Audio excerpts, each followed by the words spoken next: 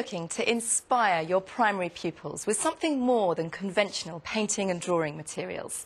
Well, today on a Resource Review ICT special, we're looking at 3 resources for creative arts that might wean them off the crayons and paints. They are a website that showcases the work of contemporary artists, software for enhancing images, and a graphics tablet. Recommending today's resources is Kevin Matheson, a freelance art education consultant. On the panel today is Year 6 teacher and art and design coordinator Anna Pettit from Endgame Primary School in the London Borough of Havering, and Adrienne Jones, a freelance education consultant. Now, I can't vouch for his artistic talents, but our ICT investigator Matthew Tosh's trials of the resources will surely be masterpieces. Well, Kevin, let's begin with your first resource. It's called Artisan Cam. Let's have a look at it and tell us why you like it. Artisan Cam is a really great resource for schools because it provides us access to the work of contemporary artists and designers. Each term they have a different artist. It might be a painter, a ceramic artist or a textile designer. And pupils can actually go online and have a look at the artists working live in the studio.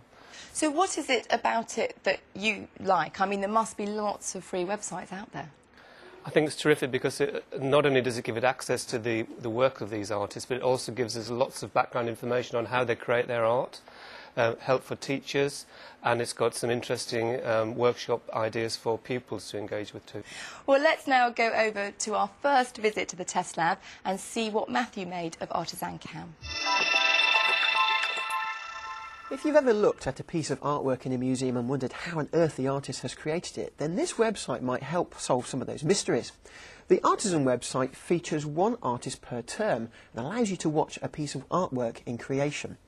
Now, this screen here gives you an introduction to the artist and their work, and if you click on the picture, it takes you to a video.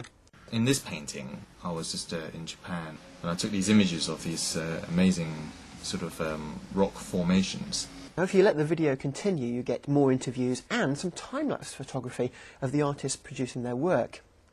The bar at the top allows you to view some of the techniques and influences of the artist. Well, I'm just about to ink the black area again to make it a deeper and richer black. So essentially, this is giving you an insight into how the artist works. Now, at the top, there are some links to the workshops. Now, the workshops have taken place in other schools. You can have a look on this one here. What we're going to do now is, I want you to come round the material with all of your drawings and we're going to start working on the fabric. The gallery is good because it allows you to view the artist's work in a little bit more detail. You can see this picture here. The teachers section gives you curriculum links. There's all-important workshop information, and here children can actually email the artist with some questions. Now, all of the previously featured artists are archived on here with their videos as well. You can watch videos about weaving, pottery, and also setting up a display in a museum. If we return to the home page, you can see there's this Kids Zone section. And this allows children to have a go at various activities. There are some interactive games. Now, I do recommend having a really good internet connection when you view this site, particularly because there's a lot of video. There is the option to go for a low bandwidth version, but this reduces the definition of the videos. And unless you were looking at some of my own artwork, you want to get as much detail as possible.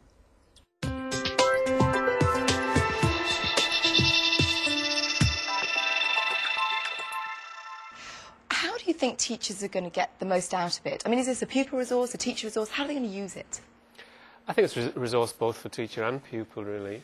One of the national curriculum requirements is that pupils get access to works of art from different times and places and different cultures, but also contemporary art. And in fact, the access to contemporary art is probably something that schools find very difficult. But certainly a site like this really kind of opens that whole area up. Anna, what do you think? Well, this is an excellent resource. The children really enjoyed using it. They could receive emails from live artists, which is good. It's great because it brings the artist into the classroom at no extra cost. So how did you actually use this? I mean, did you have this on the whiteboard? The children had their own tablets in front of them and they could all watch videos relevant to them, which is really good because it encourages their own learning as well. And as a teacher, did you find it easy to get to grips with? It's very easy to use, very easy, and the children picked it up straight away. Fantastic. Well, Adrienne, what did you think of this resource? I think it's the magical resource that any age would enjoy playing around with. And there's an activity where children can decorate a plate. So in a similar way to the artist Mike Eden. Right, what we saw in the video. And they can submit this then as part of a competition, and that's how they can get Mike Eden coming into their school for a day.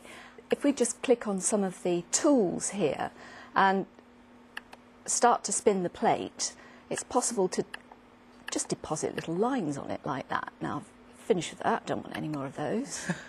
I see you've been playing with this, Oh, Adrienne. I have. And then with the sponge effect, take that up there. So you can change the patterns on the formula on the plate. Can I just clarify, this is something that No, you can... I'm too busy playing with it. This is something you do on the site, but you could also do this for real in the art studio. Yep, this is by no means replacing real hands-on clay work, but it's something you could use in addition with... Right, OK. Let's move on now to Kevin's second choice of resource. It's called Photoshop Elements. Tell us about it and why you like it. Well, Photoshop Elements is a cut-down version of the larger Photoshop, which most of us have heard of. It's the industry standard for image manipulation. Photoshop Elements has got a number of the same tools, but they've taken out some of the high-end tools that the designer might need to bring the price down. So it's really good and it's really accessible for schools now. And here on the screen we can actually see an image done by a pupil. And you can see we've started off with a picture of the Post Office Tower in London. And they've actually been able to cut and paste from other images themselves onto these kind of dinosaurs, which are actually little small plastic models. Right. So they've been able to kind of montage these images together to create this, you know, fantastic kind of surrealistic kind of scene of a battle over London. Now, presumably there are some other image manipulation pieces of software, perhaps more aimed at primary children. Why do you think Photoshop Elements stands out? I think the fact that Photoshop Elements has got a layer facility which allows you to combine different images together, like transparent sheets. Some of the kind of more child-orientated sort of packages are perhaps very limited. OK, well now let's have a look at it in a little more detail and go back to Matthew in the test lab. Adobe Photoshop is well known in the graphics industry, but you'll be surprised how many features you get on the Elements version here. Now I'm going to open a picture that I want to do a little bit of work on. It's a little bit big at the moment. I could reduce it, or I can use the crop tool here on the left-hand side. I just click on the picture, like that. That's the area I want to crop down to. And when I'm happy, I click on the tick. There we have it. Actually, the bit I want to work on is my shirt, so I'm going to introduce you to the Magic tool.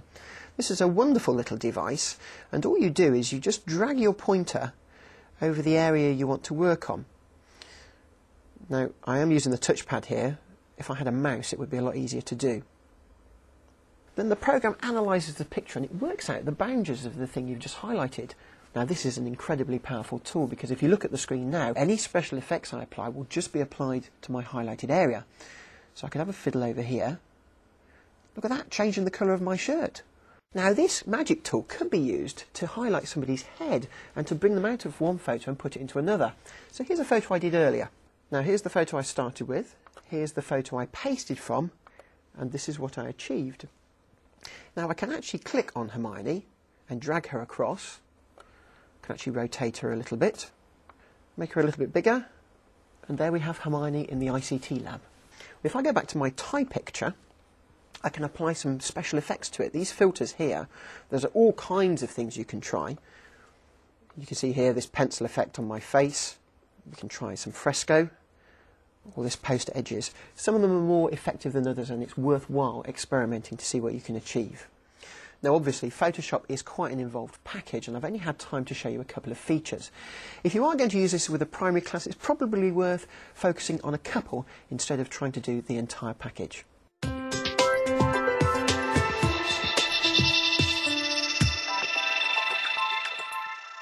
Anna, what about your pupils? Did they pick it up OK? They did. After a brief introduction, they explored the programme and they were excellent with it. Many of the tools are familiar to them because they've used Picture Manager a lot, especially in Year 6. What kind of things did they produce?